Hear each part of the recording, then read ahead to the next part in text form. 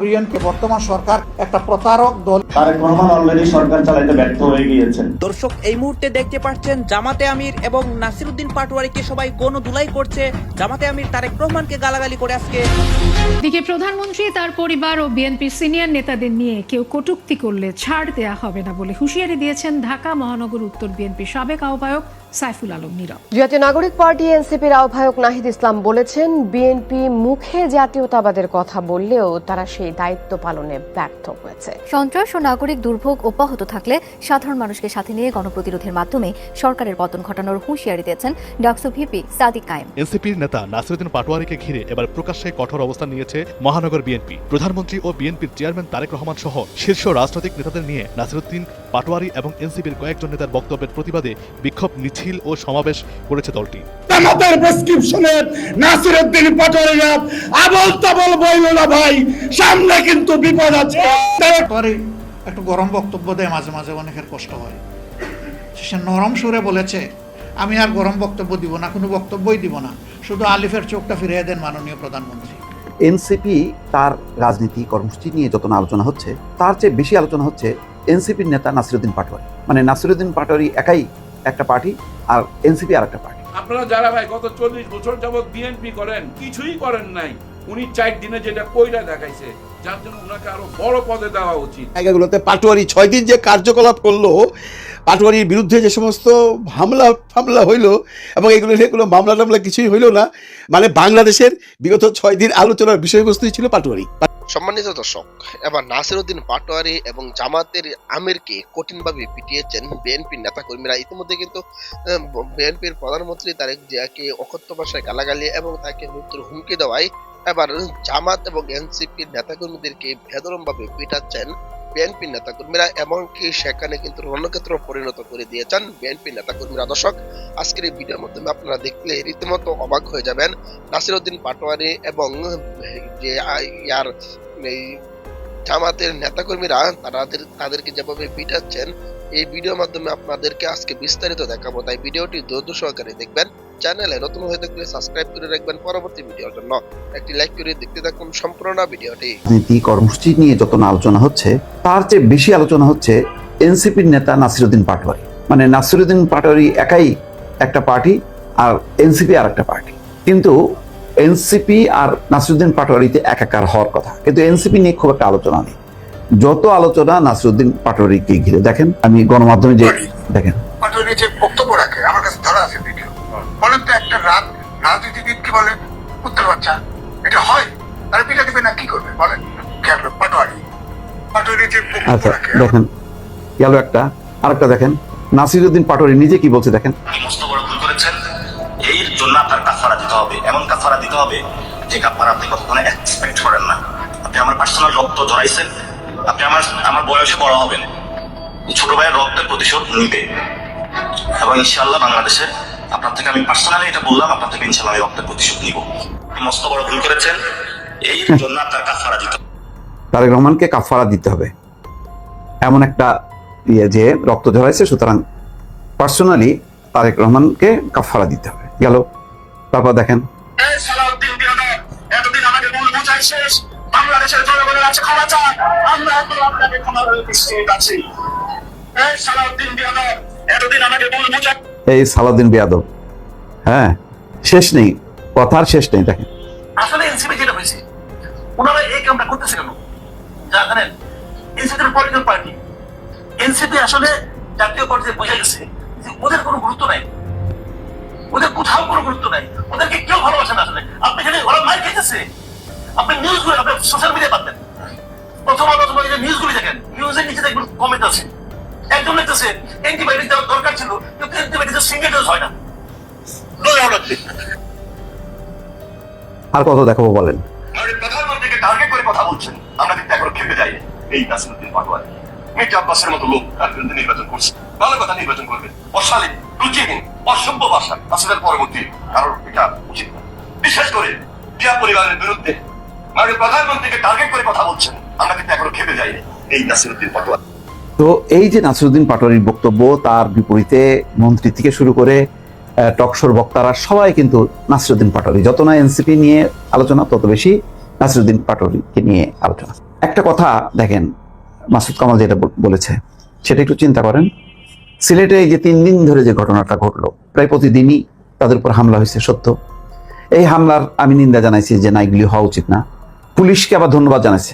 পুলিশকে ব্যাপারে আজকে স্বরাষ্ট্রমন্ত্রী সালাউদ্দিন আহমেদও বলেছেন, পুলিশ কোনো দলের বা গোষ্ঠীর লাঠিয়াল বাহিনীতে পরিণত হবে না। আমরা বিএনপিকে, বর্তমান সরকারকে একটা প্রতারক দল হিসাবে আমরা দেখতে চাই না, শাসক হিসাবে দেখতে চাই না। এই কোটা বিরোধী আন্দোলনরা করেছিল কেন? এই কারণেই তো করেছিল। এখন সেই কোটাকে আরো বিকট আকারে আপনারা নিয়ে এসেছে।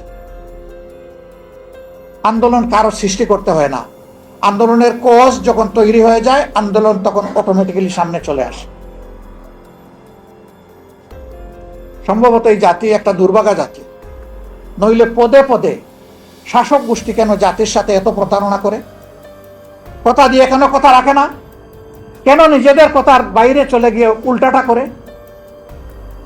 কিন্তু আবার জাতি সৌভাগ্যবান যে কোনো প্রতারককে এই জাতি ছেড়ে দেয়নি, ছেড়ে দিবে না ইনশাআল্লাহ। আমরা বিএনপিকে, বর্তমান সরকারকে একটা প্রতারক দল হিসাবে আমরা দেখতে চাই না, শাসক হিসাবে দেখতে চাই না। আমরা চাই তারা জনগণের সাথে দেওয়া ওয়াদাটা অন্তত রক্ষা করুক। আমরা কথা দিয়ে যাচ্ছি, লড়াই আমাদের চলবে ইনশাআল্লাহ।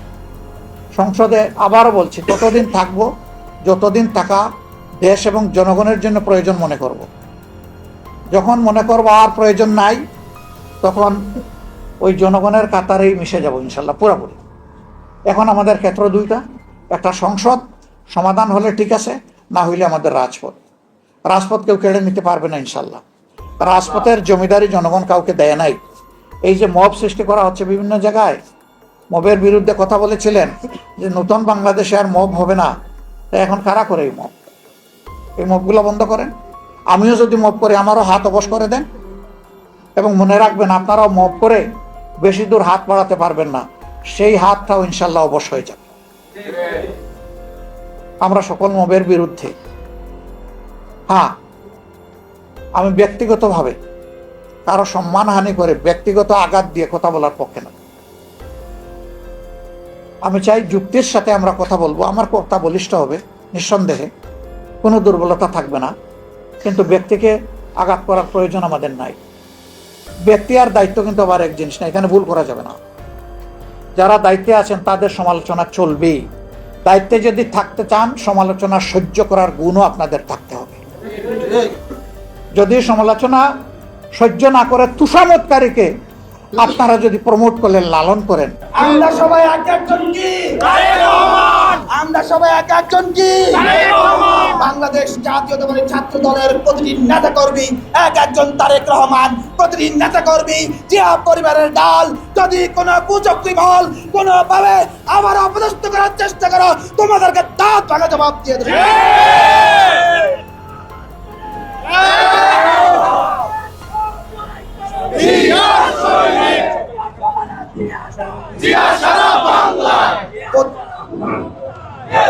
কথিত স্বৈরাচার ফ্যাসিস্ট শেখ হাসিনার ষড়যন্ত্র এবং বর্তমান বিরোধী দলের ষড়যন্ত্র, এই সকল ষড়যন্ত্রে আপনারা সবাই সজাগ থাকবেন। মনে রাখবেন, 17 বছরের যুদ্ধ শেষ হয়নি, এখন আমাদের দেশ গড়ার যুদ্ধ শুরু হয়েছে। আমরা ফ্যাসিস্ট মুক্ত করেছি, এখন সমৃদ্ধ বাংলাদেশ গড়ব ইনশাআল্লাহ। ষড়যন্ত্র হয় নিষেধ, সজাগ থাকো বাংলাদেশ। সুতরাং সকল ষড়যন্ত্রকারীদেরকে হুঁশিয়ার করে বলে দিতে চাই, সাবধান হয়ে যাও। তোমাদের পুরো বাংলাদেশের যত নেতা কর্মী আছে তা মিলিয়ে আমাদের আজকের মিছিল পরবর্তী সমাবেশের চেয়ে অনেক বেশি। আমাদের আজকের এই মিছিল সমাবেশে তোমাদের বাংলাদেশের সকল নেতা কর্মী অনেক বেশি। সুতরাং সবাইকে অসংখ্য ধন্যবাদ জানাচ্ছি যারা আজকে একটা বিধ্বস্ত বাংলাদেশের সামনে দাঁড়িয়ে বর্তমানে প্রধানমন্ত্রী দেশকে যেভাবে টেনে নিয়ে যাচ্ছে, অর্থনীতি, রাজনীতি থেকে শুরু করে সকল বিষয়ে সর্বোচ্চ সহমর্মিতা, উদারতা, ভালোবাসা এবং আগামী সমৃদ্ধ বাংলাদেশ বিনির্মাণে যে পদক্ষেপ গ্রহণ করে যাচ্ছে সেই পদক্ষেপগুলো অবশ্যই উনি ধন্যবাদ দেওয়ার মতো। প্রিয় বন্ধুগণ, নির্বাচন পরবর্তী সময়ে বিরোধী দলের বাসায় গিয়ে সহমর্মিতা, সহানুভূতি, ভালোবাসা দেখানো এই প্রথম দৃষ্টান্ত স্থাপন করেছেন। ভিআইপি প্রটোকল গ্রহণ না করে বাংলাদেশে জ্যামকে উনি যে মুক্তি দিয়েছেন তার জন্য উনি অবশ্যই ধন্যবাদ পাওয়ার যোগ্য। বিরোধী দলের এই সফলতার সারথি হওয়ার কথা, যেখানে বিরোধী দলকে সর্বোচ্চ সহযোগিতা করে সহানুভূতি দেখিয়ে সরকারকে ভালোবাসা প্রদর্শন করা উচিত, সেখানে তারা মিথ্যা চর্চায় ব্যস্ত হয়ে গেছে। বন্ধুরা, শেখ হাসিনা বলছে এদের দমানো সম্ভব নয়। 14 সন গিয়েছে, শেখ হাসিনাকে তার শ্বশুর বাড়িতে পাঠিয়ে দিয়েছে, ওইখানে বসে বসে আমার এই রাজনীতি করে দমক দেয়। আমি কিন্তু আসবো, আসেন না, কই আসবেন? বাংলাদেশের যেই কোনো ইঞ্চিতে শেখ হাসিনা নামবে তার সাথে সাথেই ফাঁসি বাস্তবায়ন করবে বাংলাদেশে। আমাদের কোনো পদ দরকার নাই, আমরা কোনো লোভ করি নাই। কারণ আপনাদের মনে আছে উত্তরবঙ্গের একটা সন্তান, আমরা তার বাসায় গিয়েছিলাম। বাবা কৃষক, বাবা প্রত্যেকদিন ছেলেকে ফোন দেয়, আবু সাইদ চাকরি হয়েছে? ছেলে বলে বাবা চাকরি হয় নাই। কয়েকদিন পর আবু সাইদ টের পাইল যেই ব্যাচে পরীক্ষা দিয়েছে ছাত্রলীগ যুবলীগের সবার চাকরি হয়েছে, আবু সাইদের চাকরি হয় না। আবু সাইদ বলে উন্নয়নের প্রতিবাদ করতে হবে। আবু সাইদ গিয়ে রাজপথে দাঁড়াইলো, আবু সাইদের বুকে গুলি করলো। আবু সাইদ বিশ্বাস করতে পারল না বাংলাদেশের পুরো লোক তার বুকে গুলি করলো। কারণ আবু সাইদ বলে যে লোক গুলি করতে আসছে ও তো আমার পাড়ার প্রতিবেশী, ও তো আমার চাচা। আবু সাইদের বুকে আবার গুলি করলো। আবু সাইদ রাস্তার মধ্যে শুয়ে পড়লো। আবু সাইদ সেই দিন গিয়েছিল আপনাদের সকলের যারা এখানে আছেন আপনাদের প্রতিনিধি হয়ে আপনাদের কর্মসংস্থানের ব্যবস্থার জন্য। 2 বছরের মাথায় অনেকেই আবু সাইদকে ভুলে যাইতে পারেন, আবু সাইদের সেই রক্ত মাখা শার্ট ভুলে যাইতে পারেন। আমরা ভাই ভুলতে পারবো না যতদিন বাংলাদেশে জীবিত আছি। এত নিমুখ হারাম আমরা নই। আবু সাইদের পরে শহীদ মুগ্ধ, শহীদ ওয়াসিম 400 জনে গিয়েছে, শহীদ হয়ে গিয়েছে। শেখ হাসিনা বলছে এদের দমানো সম্ভব নয়। 14 সন গিয়েছে, শেখ হাসিনাকে তার শ্বশুর বাড়িতে পাঠিয়ে দিয়েছে, সেই দিল্লিতে সে এখন অবস্থান করছে। ওইখানে বসে বসে আমার এই রাজনীতি করে দমক দেয়। আমি কিন্তু আসবো, আসেন না, কই আসবেন? আচ্ছা, এই কোম্পানিগঞ্জে যদি আসে আপনারা কি করবেন? আপ্যায়ন করব। বাংলাদেশের যেই কোনো ইঞ্চিতে শেখ হাসিনা নামবে তার সাথে সাথেই ফাঁসি বাস্তবায়ন করবে বাংলাদেশে। সম্মানিত দর্শক, আশা করি সকলে পুরো ভিডিওটি দেখলেন। এই ভিডিও সম্পর্কে অবশ্যই আপনাদের মতামত ভিডিওর কমেন্ট বক্সে লিখে জানাবেন। দর্শক, এই ধরনের প্রতিনিয়ত আপডেট ভিডিওগুলো সবার আগে পেতে অবশ্যই চ্যানেলটিকে সাবস্ক্রাইব করে পাশে থাকা বেল বাটনটি অন করে রাখবেন পরবর্তী ভিডিওগুলো সবার আগে পাওয়ার জন্য। আজকের মতো ভিডিওটা এখানে শেষ করলাম, দেখা হচ্ছে পরবর্তী ভিডিওতে।